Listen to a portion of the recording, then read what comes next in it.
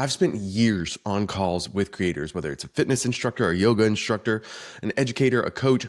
I've talked to hundreds of them, maybe thousands, and every single one of them walked into our conversation thinking that they had a unique problem, something specific to maybe their niche or their audience or their platform. And I'll be totally honest with you, none of them had unique problems. They all had the same problems. And if you're building a creator business right now, you probably have had some of those problems too. Let me show you what they are and how to fix them. This episode is the diagnostic framework I use with every creator I work with. It's the thing I wish somebody had handed to me 10 years ago. It's a checklist of the 5 things that are almost certainly holding your creator business back right now. I've been working one-on-one with content creators, people running memberships, selling courses, building communities, coaching them through growth for multiple years now. My team and I have done close to 1,000 of these conversations at this point, and a Pilates instructor that's in the UK, a music teacher in Texas, a homeschool curriculum designer, a pole fitness instructor in Australia, completely different niches, completely different audiences, and every single one stuck on one or all of the same 5 things. One creator sold 115 bundles in 3 days after we built her strategy around what her audience actually told her they wanted. Another had 28,000 emails just sitting dormant, so we built a campaign system and the list started converting. Another was getting 60% open rates on her emails, but a 0.3% click rate. We fixed the copy and everything changed.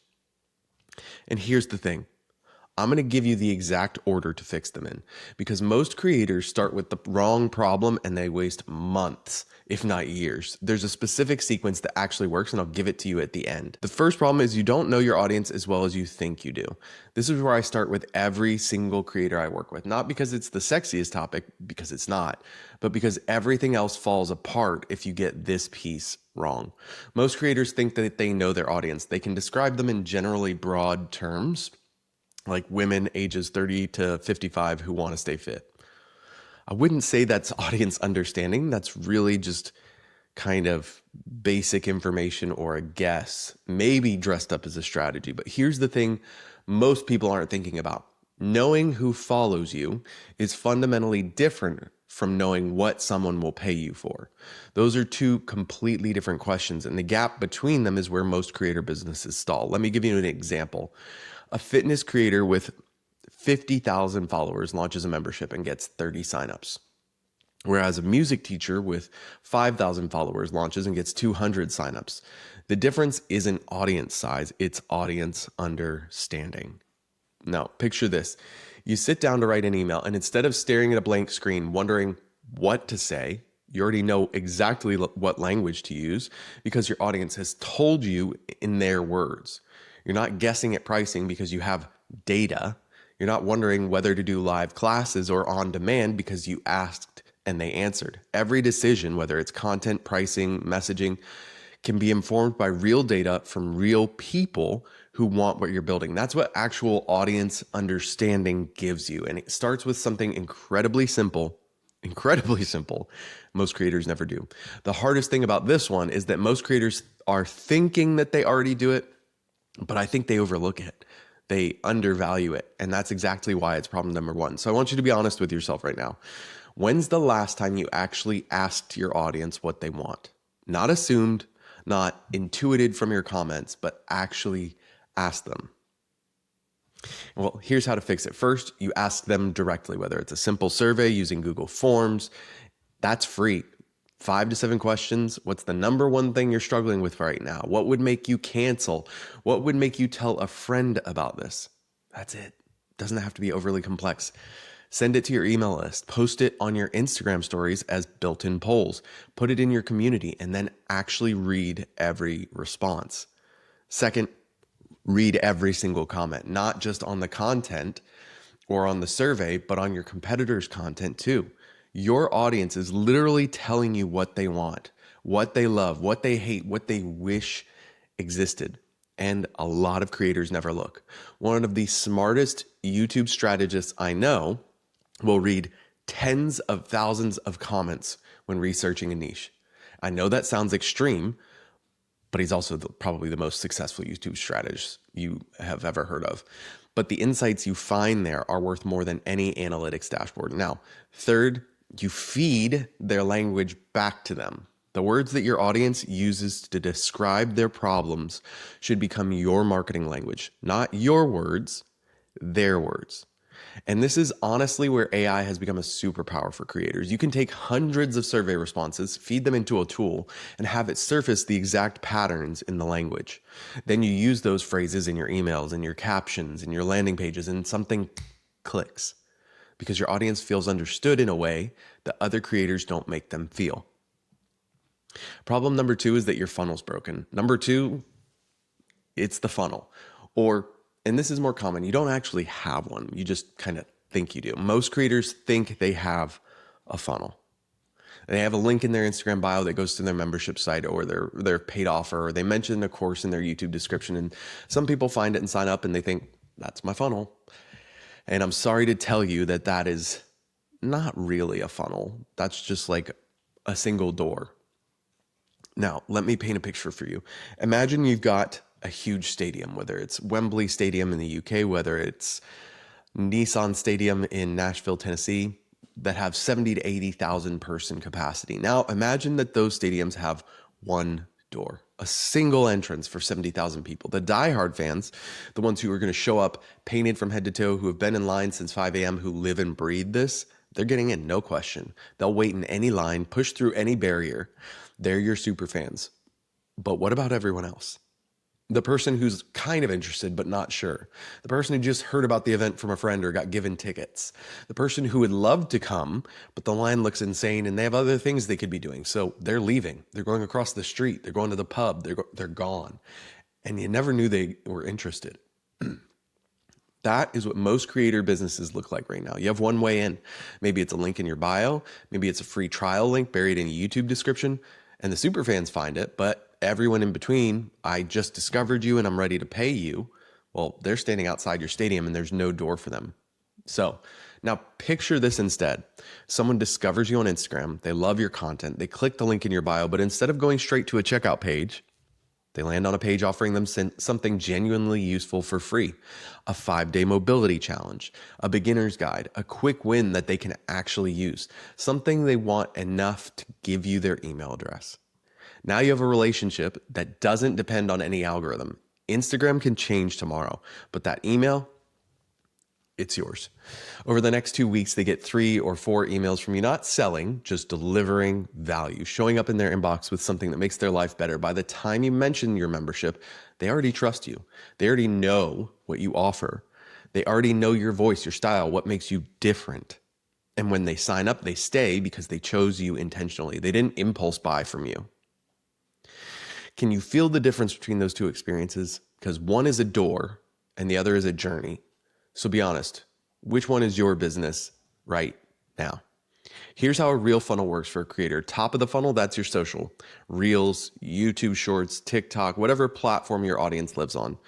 The goal here is not to sell. The goal is to provide value and build trust. In the middle of the funnel, that's typically going to be email. You give something valuable away for free in exchange for an email address, a guide, a checklist, a challenge, a workshop replay, something genuinely useful. Now you have a relationship that lives outside of any platform. And then the bottom of the funnel, that's where the sale is going to happen. But it works only if the middle did its job. The person should arrive already trusting you, already understanding the value, already wanting in.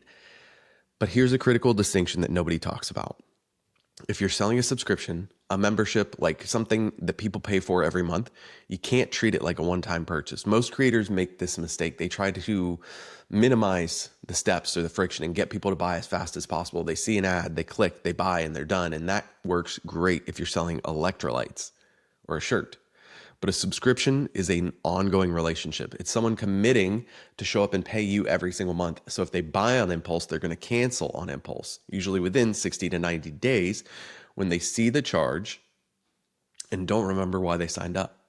What you actually want for a subscription is intentional friction. You want people to go through a journey so that when they buy, they know exactly what they're getting and they've already decided they trust you. Your churn will be lower. Your lifetime value will be higher. And you'll sleep better. Think of your relationship with your audience like a bank account. Every piece of valuable content you give them is a deposit. Every time you ask them to buy something, That's a withdrawal. And if you've made enough deposits, the withdrawal feels natural, earned. But if you haven't and you're overdrawing, and most creators are overdrawing on account they barely funded. Problem 3 is that you're afraid to sell. And this is one that's going to make you uncomfortable. So let's just acknowledge that up front. Every creator I talk to, and I mean every single one, would rather make content than market it. The resistance to promoting yourself is one of the most consistent patterns I see. It shows up on nearly every coaching call that I do, regardless of niche, audience size, or experience level. I've watched creators with incredible products refuse to send a second email about a launch because they are worried about being annoying. I've had people tell me they get physically uncomfortable at the thought of asking their audience for money. And I want to be clear, that instinct isn't irrational. Like, you've seen people do it badly. You've been on the receiving end of pushy, tone deaf, and aggressive marketing, and it made you uncomfortable. Now you're afraid of being that person. So that's a valid reaction to a real experience. But here's what I found after hundreds of these conversations. The discomfort you feel is not your audience talking. It's you projecting your own fear onto them. Your audience is not sitting there thinking, I hope she does not try to sell me something. They're thinking, I wonder if she has anything else I can learn from. And every day you don't tell them about what you've built, they either forget about you or they find someone who was willing to make that ask.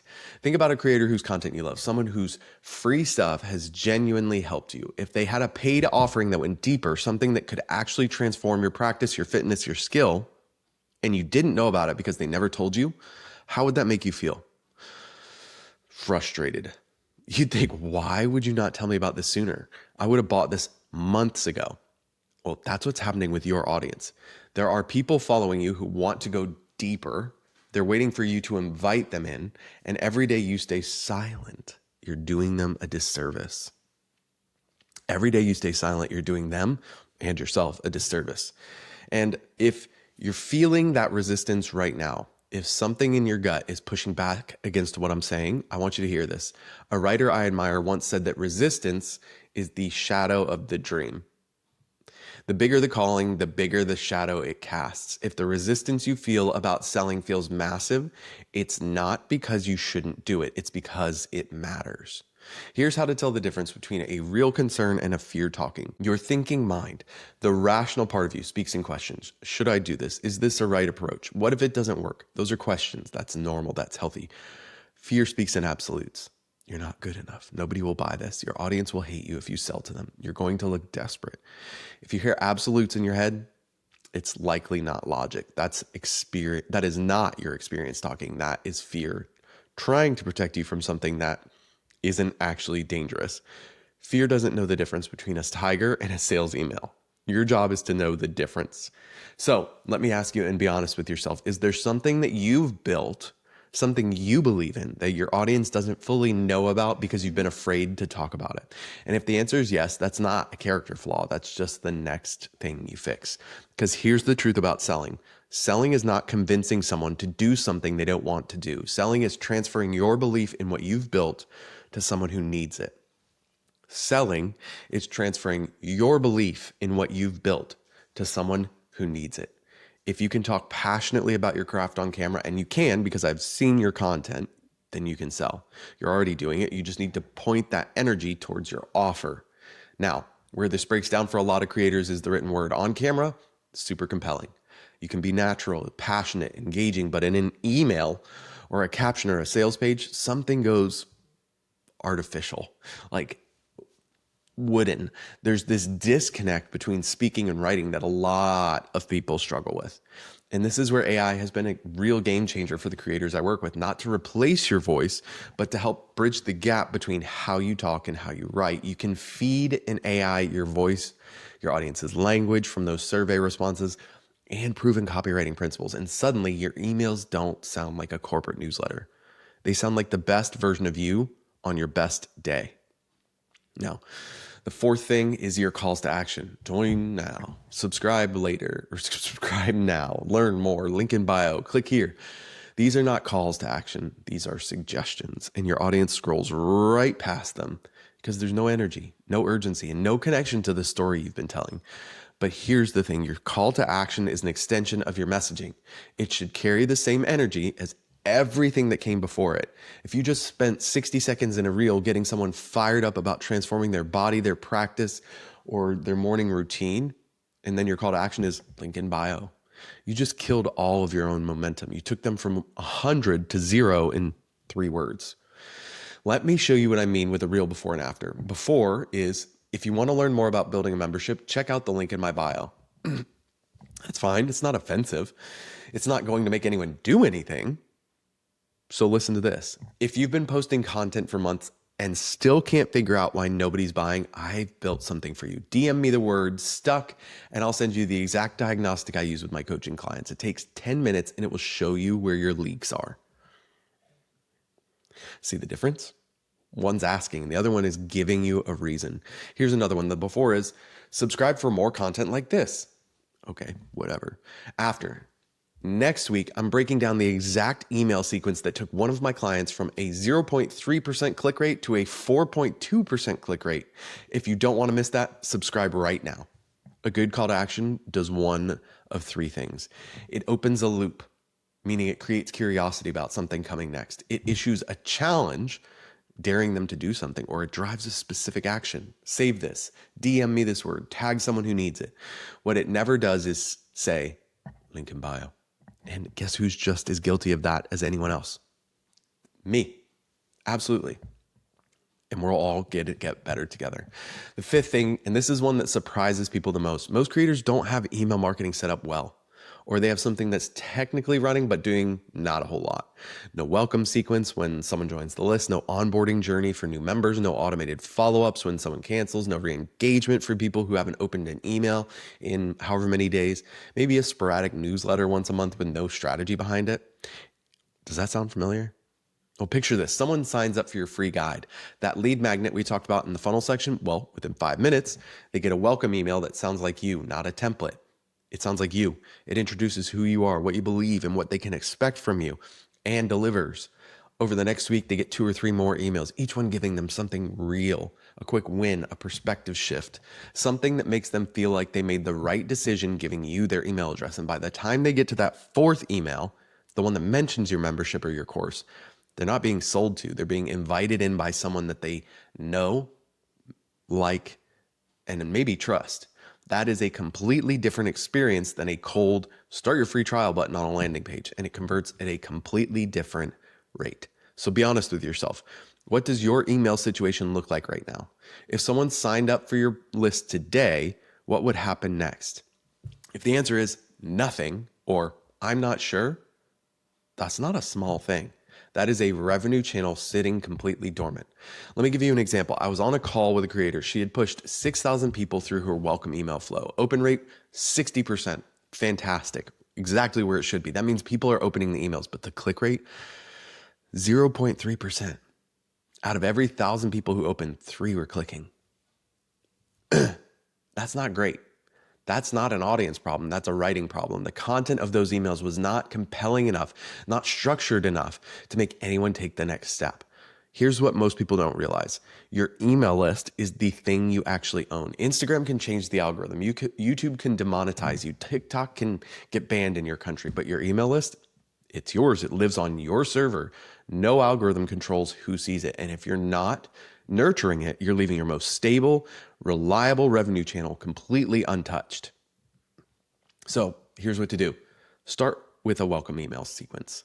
3 to 5 emails that introduce who you are, what you believe, and what you can do for them. Not sales emails, relationship emails. You're making deposits into that bank account we talked about earlier. Then set up a cancellation sequence. When someone cancels their membership, don't let them walk away in silence. Ask them why. Offer them something.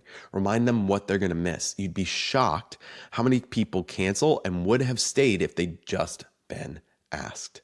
And if writing is the thing holding you back, use AI to bridge that gap. Feed it your voice, your audience's language from those surveys, and let it help you write emails that sound like you on your best day. Not robotic, not generic. No M dashes, hopefully, but you. Clearer, sharper, and hopefully more compelling. Now, I promised you the order to fix these in, and this is it. And it's the opposite of what most people think. Most creators, when something isn't working, they're going to go straight to the top. I need followers. I need more reach. I need to go viral. I need to be on more platforms. That's acquisition, and it is arguably the last thing that I would get you to focus on if you've already got something that you're offering. What I think is step one should be to fix retention. Are the people who are already paying you staying? If your monthly churn is above 10%, nothing else matters. Doesn't matter how many new people you bring in if they're walking out the back door just as fast. You got to pour love into your existing members, get on calls with them, survey them, make them feel like they belong to something. Step two is to fix your conversion. Is your funnel actually converting the audience you already have? If not, fix the emails, fix the call to actions, fix the offer positioning, make the stadium doors work before you're trying to fill those seats. Step three is when then and only then you should think about acquisition, because now every new person who discovers you actually has a path to become a paying long-term member. The funnel works, the emails work, the offer is compelling, and growth will stick.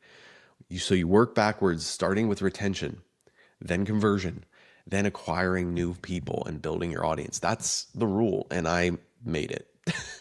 And I promise you, almost every creator I've ever worked with was doing it in generally the opposite order. Now, here's what I want you to do. Not all five, just one. Think about which problem hit you the hardest while you were watching this or listening to this. The one where you thought, that's me, and that's the thing I've been avoiding. Commit to fixing that one thing this week, not next month, not when things slow down, this week. Because here's the truth. Most people who watch a video or listen to something like this will enjoy it and forget about it by tomorrow. They're going to drift back to what's comfortable. They'll tell themselves they'll get to it later, and later never comes. The fact that you're still here, that you listened or watched this far, tells me you're not that person. But the difference between knowing what's broken and actually fixing it comes down to one thing, and that's, what do you do in the next 24 hours? These 5 problems are not a death sentence. They are a diagnosis. And once you can see them, you can fix them.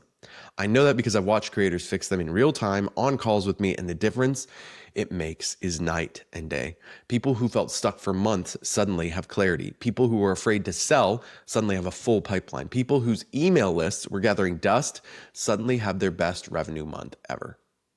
You now know more about what's holding your business back than most creators ever figure out on their own. The question isn't whether you understand it.